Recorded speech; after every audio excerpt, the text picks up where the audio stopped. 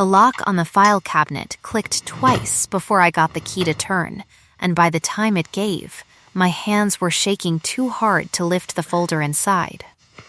I was 26 years old, kneeling on the floor of a lawyer's office in a borrowed cardigan, signing my name to a marriage I had not chosen and could not refuse.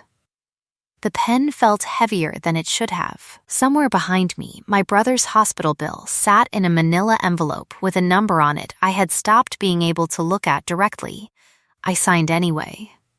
Beneath the signature line, in handwriting so controlled it looked printed, was hers. Cassia Thorne. The woman the papers called the widow of Ashcombe, though I had never once heard her called anything warmer. Before I tell you what happened in that house, you should know what I was worth to everyone before her. Not much. A defective omega, my foster aunt called me, loud enough for the whole clinic waiting room to hear, because my heats came late and wrong, and my suppressants never held the way they should.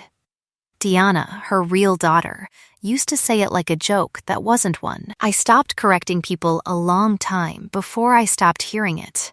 If you want to see how this story ends, you'll want to be here for the parts in between, so go ahead and subscribe to the channel now, and I'll tell you the rest. I had a skill nobody had ever thought to ask about. I balanced ledgers the way some people breathe, catching a transposed number the way you'd catch a wrong note in a song you knew by heart. It was the only thing I was good at that nobody had managed to shame out of me yet, and it was the reason a stranger's lawyer had found me in the first place 3 weeks before the wedding with a folder full of my brother's medical debt and a single sentence that changed my life. Miss Thorne is prepared to settle the account in full. In exchange, she requires a wife. I remember thinking it was a joke. I remember thinking, even after I'd read the contract twice, that surely there would be a version of this where someone explained the catch to me gently, the way you'd explain to a child that the dog wasn't coming back. There was no gentle version. There was only Cassia Thorne, tall and dark-suited and unreadable, standing at the far end of the lawyer's office like she had somewhere better to be, saying 4 words to me before the ink was even dry. I keep my promises. That was the whole conversation. I said yes because my brother was 12 years old and dying by installments, and because nobody had ever needed me to be brave before, and it turned out I could be, if the stakes were high enough. I did not say yes because I thought she would love me. I want that understood from the start because it matters later, and because I spent a year telling myself the same thing every night like a rosary. She does not love you. She bought you. Be grateful and be quiet. The house was called Ashcombe, and it ate the horizon. I arrived at dusk in a car that smelled of leather and cold air, and when the front doors opened, I caught her scent for the first time, close enough to name it, wet slate and clove smoke, sharp enough to make my head turn before my eyes did. My own scent, warm honey and cut hay, had always embarrassed me a little. Too sweet, too soft, the smell of something that wanted to be picked up. Standing in her hall, I felt it curdle faintly with nerves, and I saw her nostrils flare, just once, before her face closed back over like a door. "Your room is on the east wing," she said. "Mrs. Farrow will show you. You are not required to attend dinner unless I send for you. You are not required to do anything, except exist quietly enough that no one asks questions about why my wife is never seen." She paused at the foot of the staircase, and for 1 second something moved behind her eyes that I would spend months trying to name. "Your brother's transfer to St. Auburn's has already been arranged. He'll have the best team in the state by morning." I opened my mouth to thank her. She was already gone. That first night, I lay in a bed twice the size of any I had owned and understood, with the particular clarity of the very tired, that I had married a woman who intended never to see me. I took my mother's locket out of the drawer where I'd hidden it during the drive, the one with the clasp that had jammed shut when I was 9 and never opened since, and I held it the way you hold anything that used to work. I told myself I didn't need her to love me. I only needed her not to lie to me. I would learn before the year was out that she never had, not once, not even in silence, and that the truth had simply been too heavy for her to hand me all at once. The East Wing was quiet in a way that felt less like peace and more like exile. Mornings, a tray appeared outside my door before I woke, toast, fruit, and a pot of chamomile tea steeped strong, with a second little jar of honey set beside the cup that no one had asked me about and I hadn't mentioned to a soul. I told myself it was Mrs. Farrow being kind.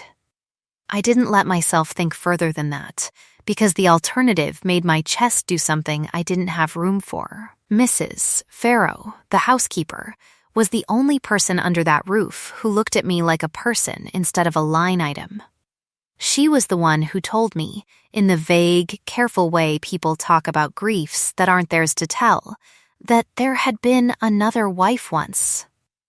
Isolde, a portrait of her hung in the West Gallery, a woman with a soldier's spine and a soft mouth, dead 6 years now, killed in what the papers called a robbery gone wrong on a road 2 miles from the house. Mrs. Farrow's voice dropped when she said it. Miss Thorne hasn't set foot past that painting since the funeral, doesn't need to. She has the whole hallway memorized in the dark. I understood, without being told outright, that whatever coldness lived in Kasia Thorne had been carved there by something specific, and that I was not the cause of it. That knowledge didn't make the loneliness smaller, it just gave it a shape. The staff were not unkind exactly, but they watched me the way you watch a stray that wandered in through an open door, waiting to see if it would need to be put back out. Deanna's voice followed me even here, in my own head. Defective, charity case. I caught my reflection once in the hall mirror, in a borrowed silk robe 2 sizes too fine for me, and didn't recognize the tired, careful woman looking back. The first time Kasia truly looked at me was an accident. My suppressants had never been reliable, and 3 weeks into the marriage they failed entirely, somewhere between the library and the stairs, my knees going soft without warning the way they sometimes did before a bad flare. I didn't fall. She caught me, she was simply there, the way weather is there, one arm hard across my back, and her scent flooding the space between us, slate and clove smoke gone suddenly warm at the edges, and for 3 full seconds neither of us moved. You should have told someone your suppressants were failing, she said. Not gently, not unkindly either. I didn't want to be a problem. My voice came out smaller than I meant it to. Something crossed her face, there and gone, like a cloud passing over cold water. You are not a problem, she said.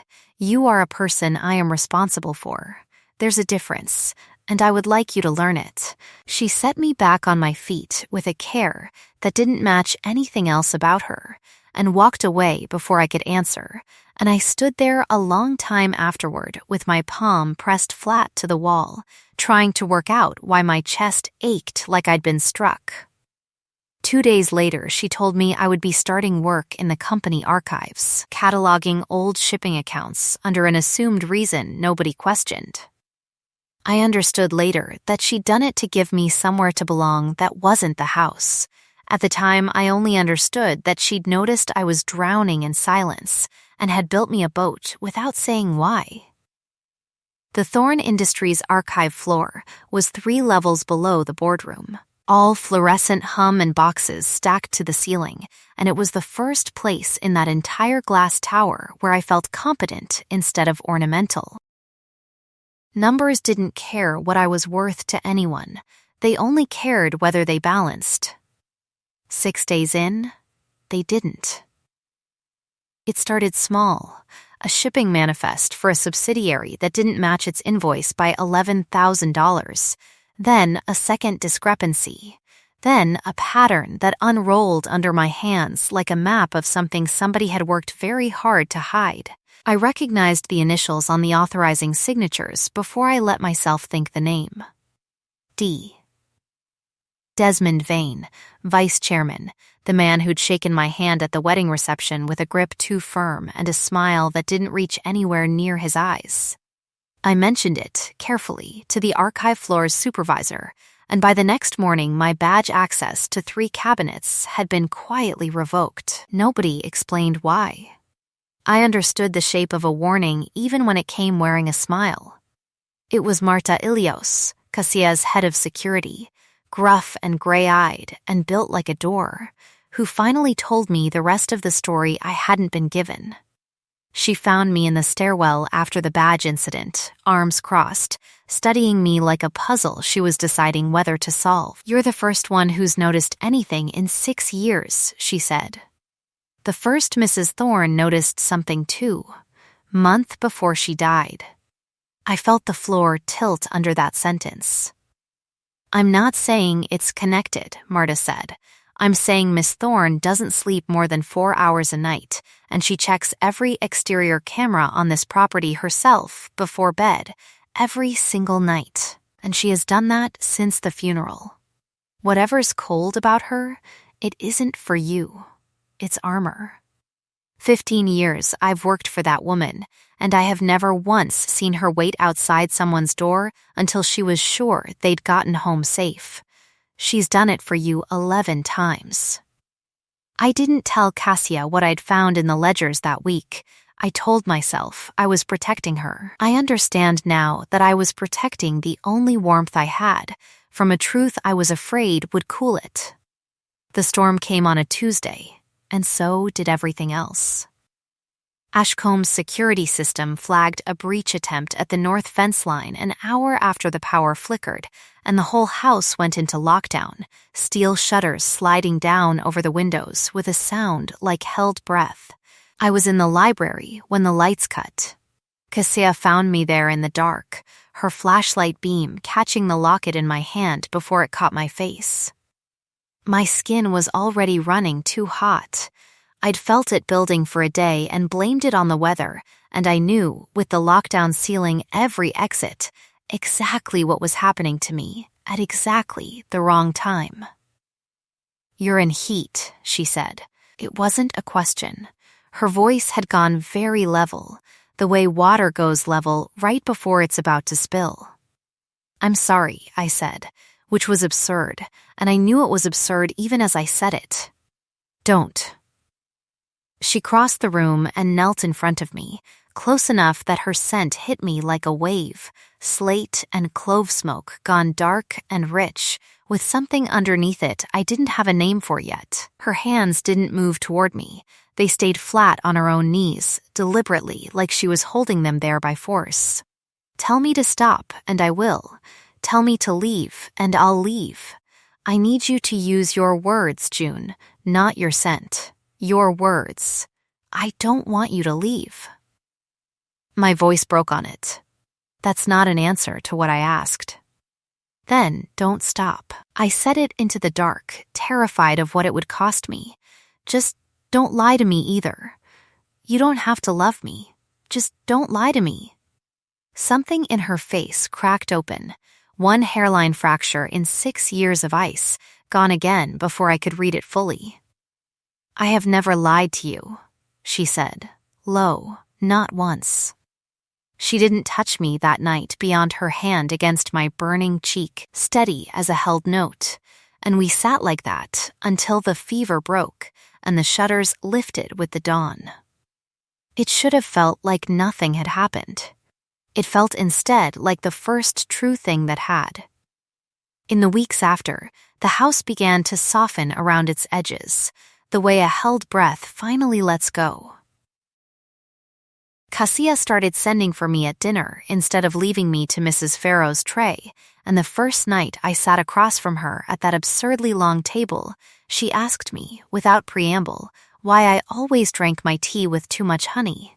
I told her about my mother, who used to say sweetness was the cheapest way to make a hard day survivable.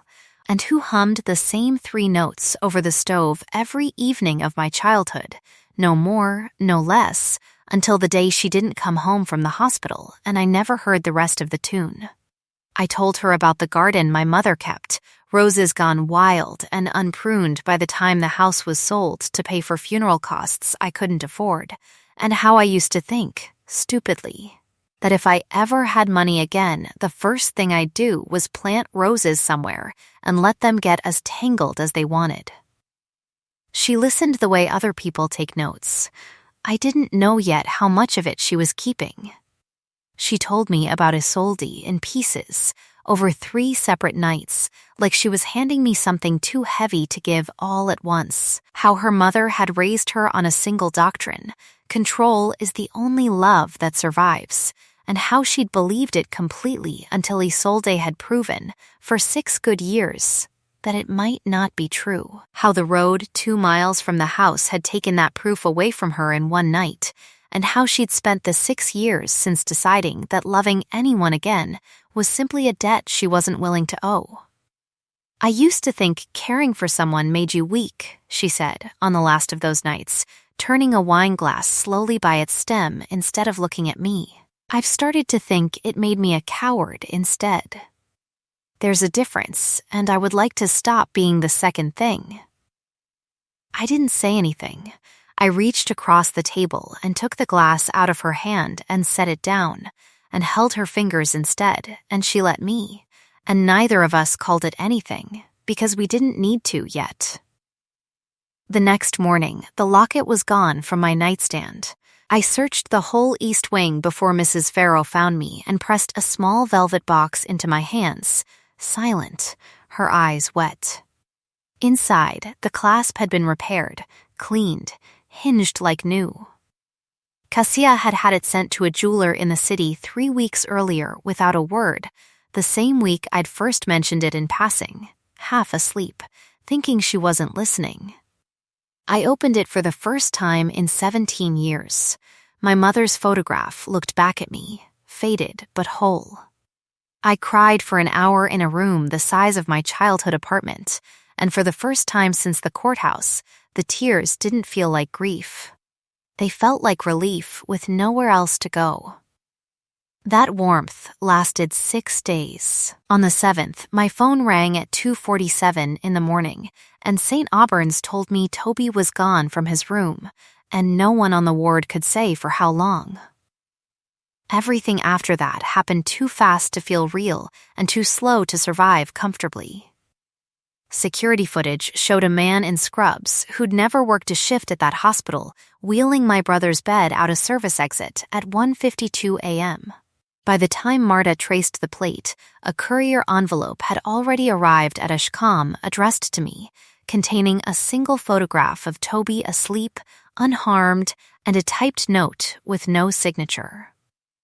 Stop reviewing the North subsidiary ledgers, or the next photograph will not be so kind. I understood, with a clarity that felt like drowning, exactly what I'd stumbled into 6 weeks earlier in that archive. Within hours, the story broke a different way in the press. An anonymous tip claimed the missing boy's sister, the widow of Ashcombe's new wife, had staged the disappearance herself to extort her own spouse, citing a trail of falsified financial documents planted, conveniently, under my badge number. I recognized the handiwork the way I recognized transposed digits. Desmond Vane had turned my own competence into a weapon against me before I could turn it against him. Cassia's face, when the board called an emergency session, went to a stillness I hadn't seen since our wedding day. She didn't defend me in the room. She told me afterward, voice flat with something that might have been fury or might have been fear wearing fury's clothes, that she needed the board to believe the accusation for exactly 48 hours, that any hint she suspected Vane would send him to ground with my brother still missing, that I needed to trust her with something I couldn't be given the reasons for, yet I didn't have room left to trust anything. I stood in that hallway, under Isolde's portrait, and told her that a woman who really loved me would have found another way, and she let me say it, and she didn't argue, and that silence was the worst thing she'd ever done to me, because I mistook it for agreement instead of the mask it actually was. I spent that night locked out of my own grief, certain, finally and completely, that I had been right from the beginning. She had never loved me. She had only ever kept a promise, and promises, I told myself, empty the moment the debt is paid. I was wrong about almost everything except the fear, and I would not understand how wrong until the following night, when Marta came for me in the dark with a look on her face I'd never seen there before, and said 4 words that undid every conclusion I'd drawn alone in that room. She's already gone in. The warehouse sat on a stretch of dead waterfront veins shell company owned on paper and nobody visited in fact, and by the time Marta got me there, past a perimeter of men in Ashcombe security jackets who let me through without a word, the front bay doors were already open and the shouting had already started. I found Toby first in a back office, asleep or sedated on a cot, breathing, whole, and something in my chest unclenched so violently I had to grip the doorframe. It was the second sound that turned me around, a single gunshot, flat and enormous in that concrete space, followed by Marta's voice snapping orders I didn't process. Cassia was on the floor of the main bay when I reached her, one hand pressed hard over her own shoulder, blood dark between her fingers, and Desmond Vane backed against a stack of crates with a security team's worth of weapons trained on him and nowhere left to run. He'd taken the shot meant for me, I understood that later, from Marta, in 3 flat sentences I made her repeat twice because I couldn't hold on to them the first time. He'd have hit you. She put herself in the angle instead. She's done that before, once, the week before the wedding, and never told you. I knelt in Vane's blood-slicked bay in a borrowed coat, pressing my hands over Kassia's wound, and she looked up at me with a face gone gray but eyes still burning, and said the only thing that seemed to matter to her in that moment. I told you, I keep my promises. Vane was shouting by then, ugly and cornered, the whole 6 years spilling out of him at once, how he'd orchestrated the ambush that killed Isolde because she'd found his first embezzlement scheme and refused to be bought quiet. How he'd waited, patient as rust, for a second chance to bury what he'd started, how my ledgers had forced his hand early. I watched something in Kassia's ruined shoulder try to rise anyway, fury overriding blood loss, her free hand closing into a fist aimed at the man who had taken 6 years of her life from her twice over. Don't, I said, catching her wrist. Don't become what killed her. Let me finish this instead. Let the truth do it. You already gave him the worst thing you have. Let me give him the rest. She stopped.